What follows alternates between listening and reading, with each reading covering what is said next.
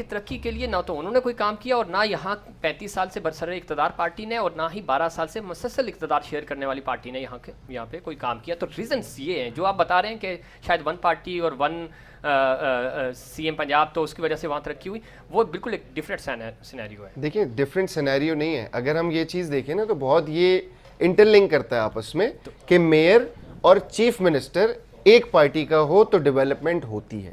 میں اور آپ ایک پارٹی میں ہو تو ہم دونوں مل کے کام کریں گے. کراچی صوبہ سندھ کا حصہ نہیں ہے تو کام کرائے نا. اسی طرح وفاق پہ بھی ذمہ داری بنتی ہے. کراچی کوئی الگ سیادہ نہیں ہے. 12 سال اس پہ جماعت اسلامی کا میئر رہا ہے, باقی کا سارا پیریڈ ایم کیو ایم نے گزارا ہے. ٹھیک ہے, ہم یہ کہتے ہیں اگر ہم نے فنڈ نہیں دیا ہے تو میئر صاحب آج جو آخری دن آپ رو رہے ہیں, یہ رونا آپ کا پہلے کیوں نہیں تھا؟ آپ سیٹ پہ بیٹھ کے مراحت کاتے رہیں.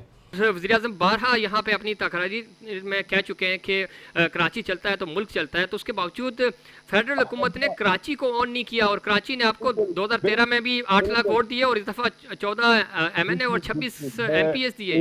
اس بات کو بالکل بخوبی مانتا ہوں, اور ہم یہ ریلائز کر چکے ہیں کہ اب سندھ حکومت کیونکہ اپنی ذمہ داری پوری نہیں کر رہی ہے, اور سب کو پتہ ہے کہ 18ویں ترمیم کے بعد یہ سارے محکمے, سارے ادارے, سارے ڈپارٹمنٹ, ساری ذمہ داری صوبائی حکومتوں کی ہے.